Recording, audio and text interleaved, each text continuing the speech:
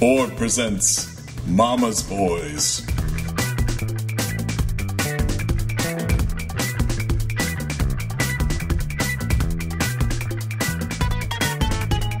This is Gary Butterfield. This is Cole Ross. And we're here to rebirth you. Into the molasses swamp with the lollipop princess. It's a horrible euphemism for being shoved up your mom's Pink pillowy womb. pink pillowy womb. There we go. Yeah, that's what she says. That's better than my first draft of what I was going to say. I think I was just going to say, but I don't like how that sounds coming out of my mouth. I might bleep that. This is such a foul word. It wasn't the one you're thinking. It was a different one. Yeah, but it's a real foul. Another bright spot on season 5, I think. Yeah, I liked this one more than I remember liking it the first go around. Yeah, it's real good. Yeah. This is Mama's Boys, obviously, written by Doc Hammer, originally aired July 7th on 2013. Mm-hmm. And we've got a duet of pleasures here. The continuation of two dangling plots. And dangling plot is pretty generous. I don't know that these dangled. Yeah, I think they were basically done. They were basically wrapped up. Yeah, and are unlikely characters to bring back. Yes. Let's say. So we have the blossoming relationship between Teddy Talk to Me and Rusty, right? Remember from Any Which Way But Zeus when they fake kidnapped him and had him talk to the Teddy Ruxpin stand-in. And then we also have Myra Brandish, the maybe mommy. From I Know Why the Cage Bird Kills. Yeah. I don't think Maya Angelou was talking about this one. Well, that's maybe true, but if she tries this again, I'm going to put her down permanently. One of my favorite scenes in this show. Oh, my gosh. Yeah. Brock and Helper don't get enough scenes together. They really don't. It's such a good pairing. Yeah, it's about love. Yeah, and hobbits, but you gotta listen to the lyrics. So good. Oh, good. I just love snobby philosophical Helper. Oh, man. Yep. Very funny. So these plot lines converge. We get our version of Arkham Asylum in this, Dunwich Asylum for the criminally obsessed. The idea here is Dean has remained in contact with Myra because he thinks that she might be his real mom. Yes. Yeah. So the boys, Public and Hammer, they were pretty much ready to be done with Myra. It's like, yeah, let's put her even deeper into jail, I guess. Yeah, I didn't feel like she needed to come back. It's so weird. No. It's the same thing they did with Molotov. Like, they keep giving all these characters that they don't have anything to say about, like a final victory lap. Yeah. At the very least, like, it is confirmed, that Dean and Hank come out of the other side of this. Like, no, that actually isn't our mom. There was uncertainty about it there. So, like, there's a little bit of movement with it. Yeah. Some information gets conveyed in this. Yes. They knew they were going to bring back Ted because they loved it. Like, they had him on the big board. They have a whiteboard they talk about. Mm-hmm. They just kept talking about loving the way that James Urbaniak interfaced with Ted very casually, and the idea of that fit really well. Come on, Ted, you gotta. Yeah. I like you slap her on the fanny for me, playa. I love he's calling him playa. God, the amount of projection that he does is so good. But they would just kind of like riff doing these conversations between Ted and Rusty. This was going to go in a different direction. Kind of at first, because they were going to write it together originally. Yeah, but they kept overlap, like not finishing scripts at the same time. So originally, what is the other super good episode? Sanacopita was going to be both of them because they both were in joking about that, but that ended up being just Jackson, and this was going to be both of them. It ended up being just Doc. Yes, because of how scheduling worked out. Yeah, but Jackson had his own pitch for this. Basically, they lays out in the book, which was the family kept the tapes going with Teddy Ruxpin, but they ran out of tapes, so they had to track down the original voice actor to give him closure and have him record a thing. Yeah, he was not going to be insane in that one. He would have been committed. He would have been they based him off of like some actual like real evangelical pastor, disgraced evangelical pastor kind of guy. And there was going to be a gag where like, hey, we need you to we need you to say these lines for us into this tape. And it was going to be like his voice was going to be Ted's, but just he doesn't realize his voice and Ted's are exactly the same, which is a little play on them razzing James Urbaniak, saying your voice is you're just Rusty Venture. Yeah, he does sound like Rusty Venture. Yes. We get the asylum, which gives us a chance to have background villain. Like one joke. Things I love this. I love Mr. Maybe. Yep. Maybe. Very good. Yeah. Punch out or punch the clock punch, whatever his name is. Jimmy Nichols. Yeah, Jimmy. Very good stuff. But we get some important. This is the introduction of Radical Left. I love Radical who ends Left. Up being pretty important. Yeah. Radical Left is great. What a genius name for a Two-Face character. Like, and there's a background character who is the prototype for Wide Whale. Yeah. They don't want it to be officially Wide Whale, right? But it is kind of Wide Whale. Yeah, just an early version based off of some of the same sketches. Wide Whale's got his own thing going on. It's going to be he ends up becoming a huge character in 6 and 7. Yeah. Neither of them are really positive about this.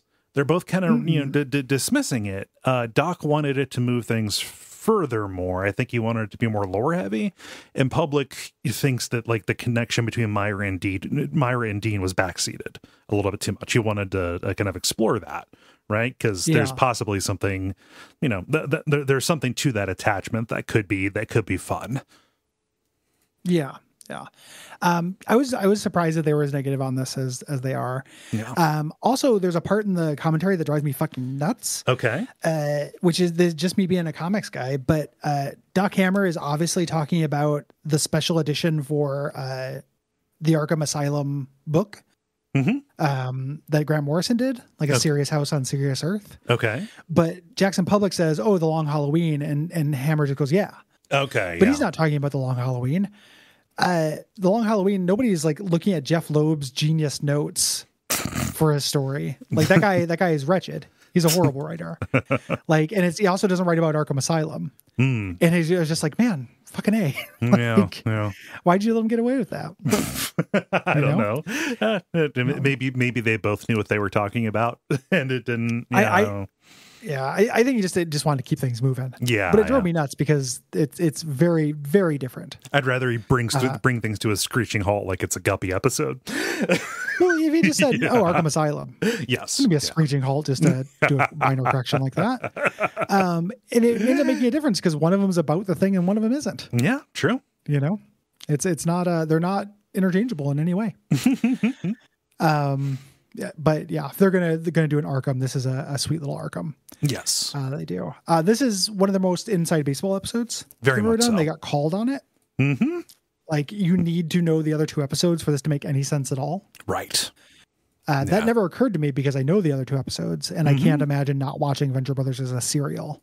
Yeah. Like I don't think of this as a show where an individual episode really stands up on its own. Same. Yeah. I mean, there's a lot of lockout, I think, that could possibly happen. And, simultaneously, I think might be off-putting. Like if you're okay, I've seen some episodes from like season 2 and now I'm in and like Dean is looking and acting different and not like I could be intimidated. Like, oh, there's just a bunch of this that I haven't seen. I'll turn away. Or it could be like, the show like moves and does weird stuff, which is my actual reaction to it. Yeah. Yeah. And anything that's going to have an excuse for background characters. I like any of these. I mean, this moves stuff forward a little bit, but it's pretty minor. And it's pretty subplot. Like I tend to like kind of bottle episode Monster of the Week stuff. Yeah. On the show, it's part of the reason why I like season 6 so much. It's almost all that. Yeah. I am less interested sometimes in the grand lore of things. It's part of why OSI Love You fell pretty flat for me. Yeah. Let's get into it. Let's do. Rusty's going around trying to do lights out on the compound, telling everybody to go to bed. it walks in on Shallow Gravy. They're playing, and razzes Dermot, saying, "Go home. You can stay if you take the garbage out." Razzes them about them being dressed so outrageously. Yeah, dressed in the jacket video outfits. He feels comfortable telling him to take out the garbage because it's his son, obviously. Hank, says it's lame, but up until recently he was on garbage duty. Taking out the garbage is always a plum chore for me when I was young. Oh my gosh, it's so simple. It's so easy. Yeah, it's so simple. I'd be like, oh, if you take the garbage out, I'm like, yeah, fucking course. Yeah, I mean, like, I'm not gonna you could have asked me to clean the toilet, so yeah. Yeah. You do all the stuff that it has to do with pee pee and poo poo. Yeah. I'll take the garbage out. Yeah. Rusty goes up to Dean, says lights out. He says the lights are out. He goes, candles count as lights, Dean. He's, how can you tell? Are you psychic? They're vanilla Christmas candles. The whole house smells like cupcakes. It's so good. Yeah. I love Dean. Like he this is so recent for him that he's not had a chance to get the paraphernalia, so he's just using whatever's around. Yeah. Oh man. And he tells Dean, like, hey, stay off of the phone. I'm expecting a call. And then trying to relate to him a little more says also, don't sext. And then Trent demonstrates his knowledge of the lingo, rattling off a bunch of abbreviations, including one for "I'm fond of leather." Yeah, very very good. He just saw a Nightline feature with a regular phone. Idiot. That's there's no text in that. Just picturing doing it with a Morse code. Or somebody who just somebody with perfect pitch who knows the tones for all the different number pads, so they could decode it. Yeah. That's a phone freaking. That's what I like to call that. Yeah. So Hank says Dermot, like, yeah, he gets this call every night. Like sometimes he falls asleep on it, and it turns out they've been using this. We're kind of cutting back and forth here. The implication here is that Dean is having an affair. Yeah, of some kind. He tells whoever it is he loves them. And he's like, "Oh no, I do love you. I do love you." Like somebody who's very clingy. This is going to turn out to be Myra, but we don't know it yet. Yeah. The call Rusty's been getting is from Ted, and this is something that Hank and Dermot use to go sneak out and play a show. Yeah, that's how they gig. Yeah, yeah. They're like, "Oh, we're playing third out of 8 bands." That is semi well observed. That's a little bit too much. Also, third is not the plum position. You don't want to close out the night. Second band is plum position. Yeah, because you don't have to warm up and no one goes home early. Yeah. So, and also like people aren't too drunk to like enjoy it and be into it. Yeah, being the middle band is best. Yes. And they've got this down to a science. They know when to press play and like when they can leave it off, right? By golly, Gulch is home to so many friends, and like they just pause and now we started, talking about like, oh, I wasn't allowed to have friends because of blah blah. Just doing it like it's like a therapy, therapy, like Eliza or whatever it is, the old therapy bot. He doesn't talk to people, he talks at them. So they go to their show during the next day, like later. Shallow Gravy is rehearsing in the Hank Co. Super World set, and Rusty keeps calling Dermot's phone. He wants to talk to Ted from this thing. Dermot doesn't pick up. He doesn't, obviously doesn't want to do that. Yeah. And he's like, he doesn't want him to know. Yeah. This. And, and it's not just that'll stop him, but like, I don't even have the excuse of like being out there to pick up chicks. Right. Yeah. And they were gigging. Yeah. That's fine. Helper says something and Dermot responds to him. I like this a little bit. And Hank's like, you can understand Helper now? How did I do that? I don't even know how I do it. Yeah. I love that little touch. It's very cute. Yeah. Oh man. Up in the bedroom, Rusty is panicking. He's trying to call his friend and he's not answering. He thinks that something's wrong with him. And the backstory, like he was a criminal who took Rusty hostage, and they grew an affection for each other. Right? He's in with a bad crowd. Bad things could happen to him, so he has hatred using his old army equipment to trace the phone call. Yeah. Yes. he thinks that Ted has gotten in trouble with gangsters. It's a little weird. I don't know if I missed the inciting incident of why Rusty decides to call today of any day. Yeah. Decide to call back. Is there something that is that ever explained? No. I think he just got a hankering to call his friend, and he didn't pick up. It's a little weird that this has been going on for years, know, and he all of a sudden does it. Yeah. Not trying to cinema sins it. I just don't know if I missed something. Yeah. And it's like, oh, Grumpy Bandersnatch has got him. And just one of the antagonists from the TED tapes, from a TED talk. Yeah. They search his room, Hank's room there. And Hank and Dermot walk in, and Rusty holds up the "Hey, talk to me" doll and says, "We have to talk." Yeah. You think the jig is up, but it's not.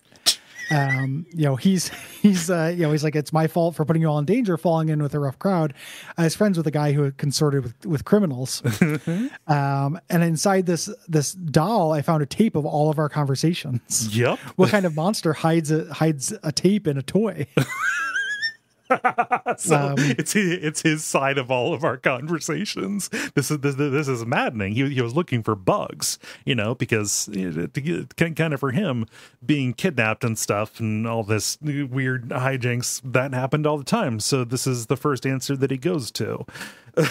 So yeah, I love his complete obliviousness to the to the whole thing. Rusty takes charge of this Grumpy Bandersnatch situation. He understands being held hostage. We're going to get this. We're going to take care of him. We're going to rescue our friend.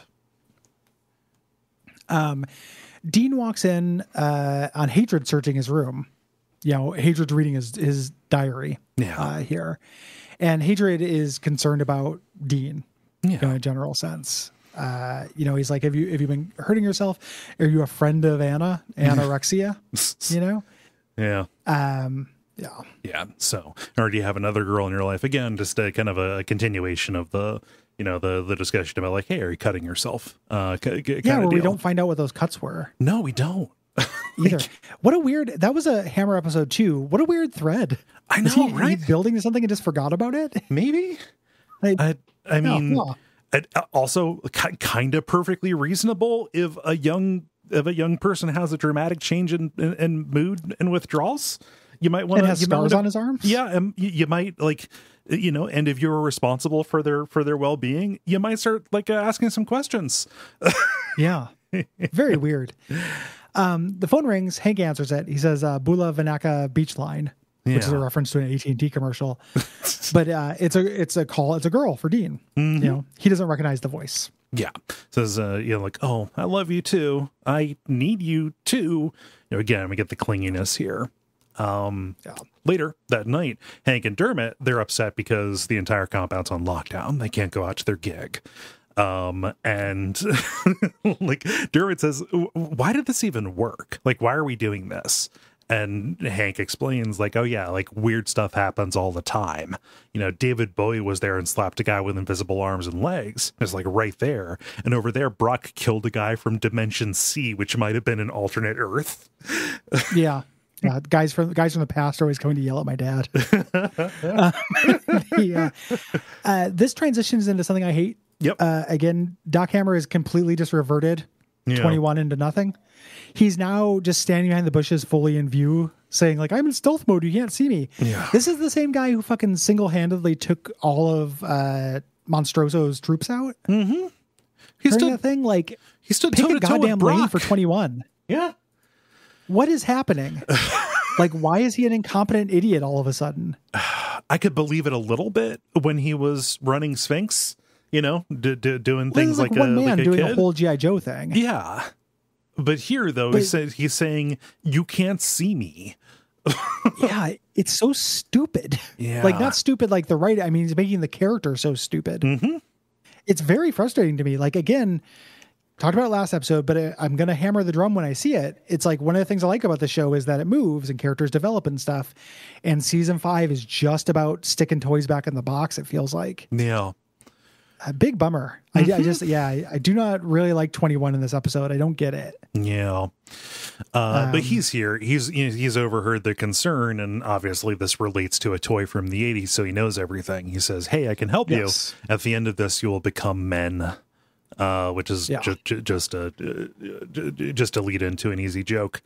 So we cut to Rusty and Hatred. They're in their war room, i.e. the lounge under the pool. And they're moving action figures in a butter dish around the map on the floor, planning their operation. They're trying to find Gully Gulch on a map, which is 3 Thomas guide maps taped together. Why would you trust somebody who makes muffins? Makes muffins here. Hatred goes to his V phone for directions. Yeah. Here. And outside, Gary explains the lore. The guy who did the voice for Tay Talk to Me was horribly burned in a factory fire when Crazy became a villain and was committed to Dunwich. Yes. Dunwich Asylum, obviously a reference to Arkham, Dunwich being another Lovecraft town. Yeah. The only way to get into Dunwich is to be committed yourself. Yeah. Here. I like that Ted got committed because he hugged Ronald Reagan too hard. That's real good. Yeah.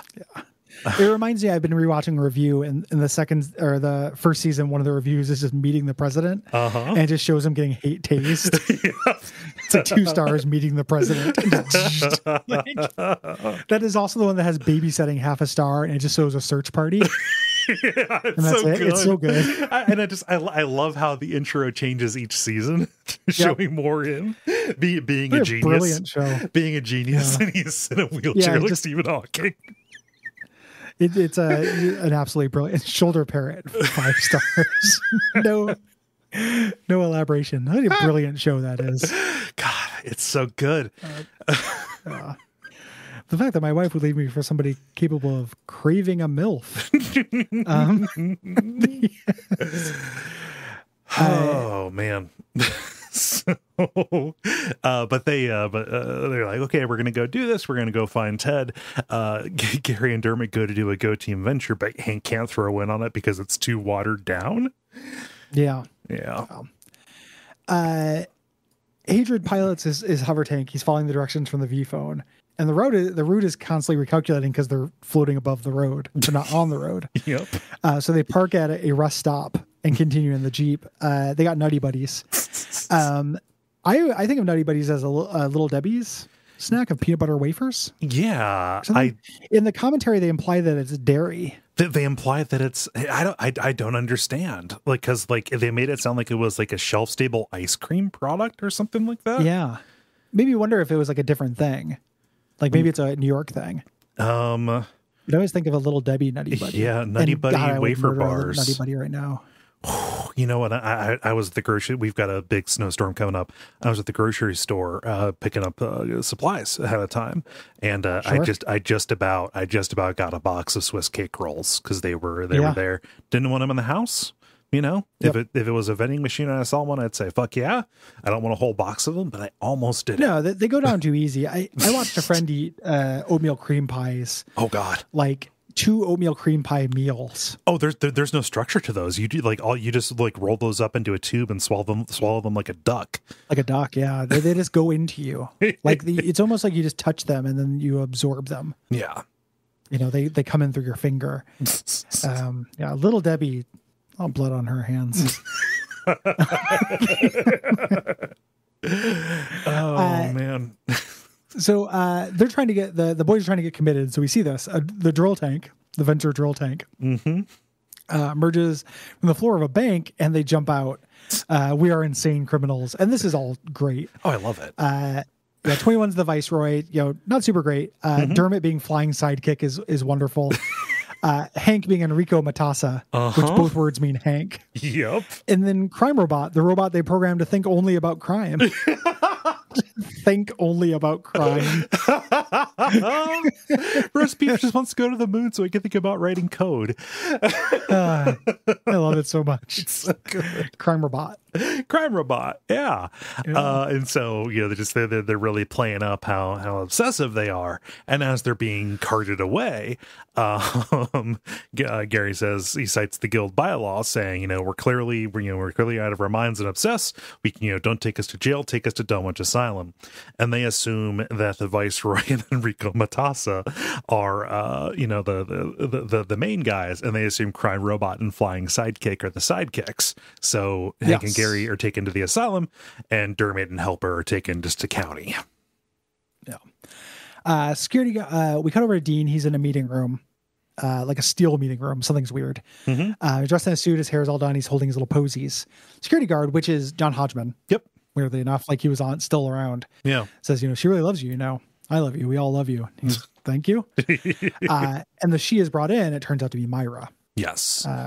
Yeah. And Myra now has some kind of weird hypnotism over a bunch of people. Yes. Yeah. Completely eroded people's identities. They are no longer themselves. They are Mama's boys. They are her surrogate sons. And this includes it's a gang. Yeah, includes the staff too. One of the guards knocks out the second one. He has the Mama's boys tattoo on his chest here. She's gonna lead kind of this takeover of the asylum. Yeah, and then it starts getting pretty gross. This is kind of a gross episode. She says, "Dean, don't worry. Take off your clothes and show Mother your handsome body." Oh. Myra definitely has a sexual interest in her children. Yes, the things that she perceives as her children. Pretty gross. Yeah, a couple of wires are crossed there. Yeah. We cut over. I would have probably cut this Rorschach test. Yeah. Scene. 21 keeps saying everything's a butterfly. Enrico Matassa is. These are two ladies who are in love with me. They're obsessed with me. Them trying to get committed. Yeah. We could have not done this. Things are disrupted, and Myra is disguised as a guard. Takes Dean, disguised as Myra, like in a little bundle, into an elevator. Yeah, they're saying that they claim that Myra took off somebody's face, so they can move around the asylum, with the one guard gone. Back over at County, Dermot is trying to explain, I'm not a sidekick. I'm named after a karate move, the flying side kick, right? Yeah. Yep. Like, well, you can't fly. No, no. So they take the weights off him. They had old timey weights they took from the old timey jail display out front. Yep, got a ball and chain. The ball and chain, very funny. Rusty and Hatred roll up on these spooky gnarled trees. Hatred misheard him. It said Bygone Gulch. Yes, instead of just by golly gulch, which coincidentally, I'm not a botanist. This might be where gumdrop trees grow. Which coincidentally is it takes them right outside the asylum here. They all kind of end up in the same place. So Rusty throws the phone outside the car. And Hatred is distracted, ends up driving the Jeep through a bridge out sign. Yeah. Hank and Gary get committed. They're crafting hearts for Mother's Days. You know what? Mine's awesome. Doilies.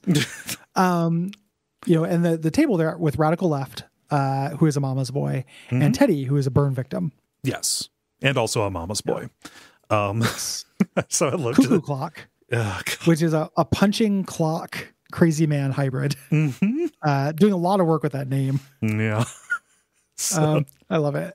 He gets up and chimes 5 o'clock, cuckoo, cuckoo, and that starts a riot in the day room there. Cuckoo clock, and then punches somebody. Yeah. Rusty wakes up. He was unconscious because they fell off a cliff. Yep. They're upside down. He throws up his nutty buddy. There. They call out in the commentary correctly that it is very funny when somebody throws up and then says the thing that they threw up. Yeah, so he threw nutty buddy. Nutty buddy, no. Oh gosh, they're hanging from a suspension wire here. Yeah. They're doomed. Back in the jail, Dermot explains, he can't call his mom because she's going to overreact. She sent me to Teen-anon, Al-Anon. Teen-anon. She smelled me wearing. Hi, my name's Hayden. I'm Hayden Jeremy. I'm Hayden. I'm 17. Hi, Hayden. Because he's wearing a pheromone spray cut with Dove's Baby Soft. It's very funny. Yeah, send him to Alateen, I think is the organization. He explains why he's wearing that. I find that women are calmed by the smell of their own kind. For some reason, I shuddered when I heard that. Yeah, nobody should talk really about gross. Manipulating somebody by smell. Dermot. Yeah. It's very nasty. Like, girl deodorant does have a particular smell to it. I say this as somebody who has worn it because sometimes I didn't have my own deodorant or I stayed over at someone's house. Yeah. And it's definitely its own thing. But using it for PUA reasons is gross. Like again, kind of a gross episode. Like it's not ungross. Yeah. Oh man. So Helper says, hey, beep beep beep beep beep, and Dermot says, oh, you mean like Dr. Bombay, which is a super obscure reference. I had to look this one up. So Dr. Bombay, it's kind of a minor character from the Bewitched series.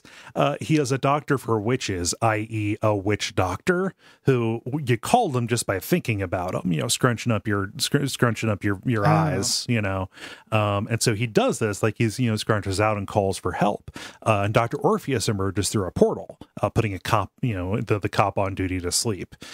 He's here because he thought that he heard that one of the Venture Boys was in trouble. Yeah. The actor who plays Dr. Bombay, Bernard Fox. This is a guy, man. Have you seen this guy?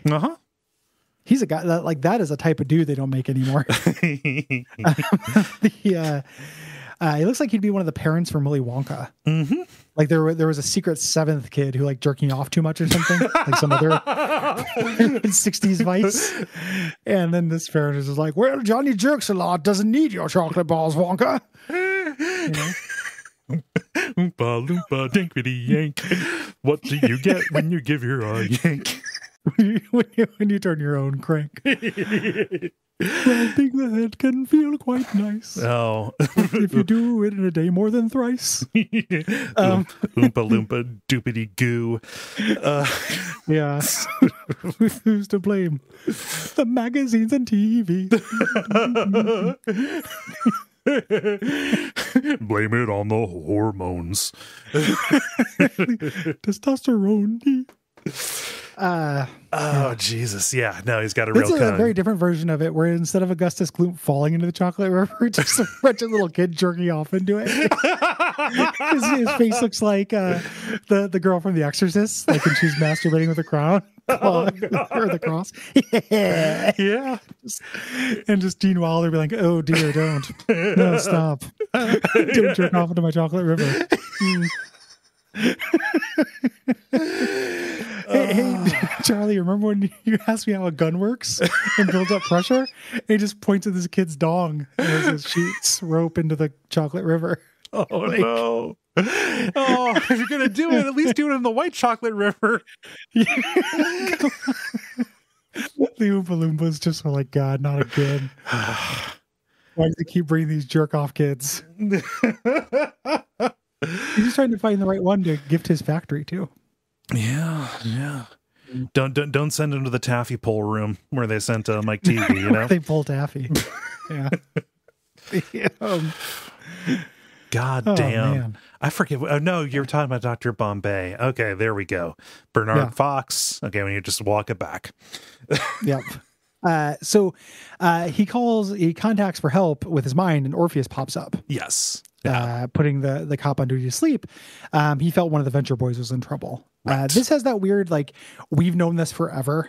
Yeah. Every once in a while in a piece of media, I'll get a feeling of exhaustion when, like, every character in the piece of media needs to be brought up to speed on something I know. Yeah. No. That like that can instill in me a powerful exhaustion. Yeah. It's like him just being like, this is weird. I'm like, it's just get to it. Yeah. Like, it's one of those things where like it could like there is probably a way to handle it, but like it's about frequency and about distance of time. Like it's very funny in King of the Hill that like it takes 8 seasons for them to do the episode where Peggy figures out that her friend Nancy is having an affair with John Redcorn, And and it's a whole episode about like she learns this and she feels horrified, betrayed, and scandalized that her best friend has been unfaithful, right? But everybody has known about it, and that's a source of the comedy where like Hank says, "Oh yeah, after a few years, you just start looking at it like it's normal." It stops bothering you. This this is it has not earned that, but yeah, we're gonna. This is where Dermot is going to learn in no uncertain terms that he is a Venture. Yes. Yeah. And everyone else is as well. Yes. So we go back to the asylum. All the patients are chanting for the arrival of Mother, including Mr. Maybe. There. She brought in on this palanquin with Dean tied and gagged at her feet. And Hank's like, "Oh, that's Myra." And that might be my mom. Yeah.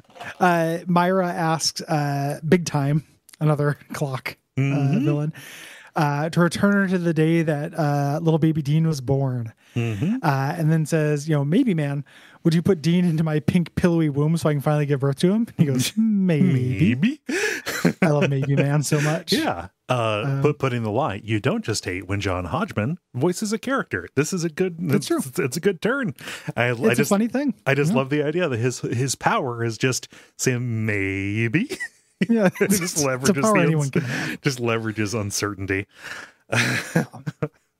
So. Hank breaks the spell basically instantly. Yeah, he just says, I knew you were lying about being her mother, and him and 21 yell that Myra is not their mother, isn't anyone there's mother, and that it just works. Yeah, yeah.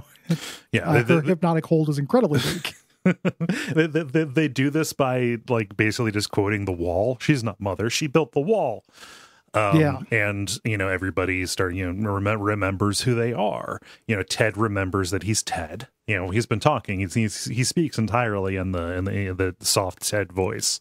About the bubblegum tax collector. Forest. Yeah. Grumpy Bandersnatch and stuff. Yeah. But radical left, I love that it says, I'm radical left. I want anarchy. And then we see from his normal side, maybe a nice home and a family. God, I love radical left so goddamn much. Radical left is wonderful. All the villains turn on Myra.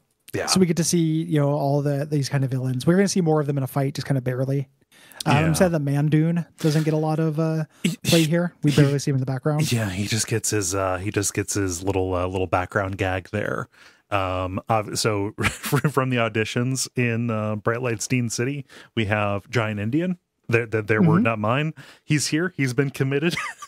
And they have him do the One Flew Over the Cuckoo's Nest thing. He grabs a water fountain off the wall and throws it through a window, creating an opening.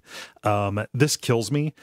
Anytime the Cuckoo's Nest thing is recreated, they make it into a water fountain. It's a very specific implement. It's a water table that they're using. It's a torture device that he picks up and throws. I haven't seen it in a long time. I remember it being a water fountain just because that's what shows up in media. Yeah. No, it's a very specific thing. It was just maybe if we tie you to this thing and spray you with water for a long time, you will not be depressed anymore or something. Seems legit. Good a guess as any. Yeah. I can figure out the brain. Yeah. So they're causing me a riot there. Hatred and Rusty think they're going to die, so they're doing deathbed confessions. And Rusty's like, no, I have a way worse sin than you do. I let Myra believe she was the boy's mother. Yeah. And Hatred's like, no, that's not very good. I can top that. These boobs, they turn me on. I look at them and jerk off and pretend they're on a lady. And then Rusty says, Dermot's my illegitimate son. I'm very surprised that Hatred's like, whoa, that's bad. It's very surprising for this villain pederast. Yeah. To just be like, oh, you have an illegitimate son? Holy shit. Yeah. I thought I was bad. My entire thing is a horrible taboo. But you had a son that I didn't know you had. It's very strange. Yeah. Inside, back during all of this here, it's a full-on riot. Prisoners are running around. Dean, he's salty. He's like, oh, I knew Myra couldn't be my mom because, that would have been a good thing, and I don't get to have good things. To which Hank very reasonably says, dude, she's a nut bar. She's gonna stick you up her hoo-ha. Yeah, you wanted that to that would have been better if that was your mom. Come on, dude. And they're interrupted. 21 comes, says hey, Guild Wasp are showing up. We don't want to be here when they do their thing. Well, we gotta run home. Yeah. Rusty, tells Hatred, about, oh, this is all my fault. As friends with this dust head, Ted, who kidnapped me. He's just got to stop swinging on gumdrop trees and grow up. And Hatred finally gets the jig. He's about to admit the truth. to him. But Ted rescues them. Yep. He extends a branch down to save them. Yep. Grab the branch. Your buggy is going to slide into the gulch. Very, very funny. The cab, Orpheus underlines again just all the stuff that we already know. Yeah. Like, it's not a DNA test, but I felt the mind of a venture boy. You're a venture boy. He goes, huh?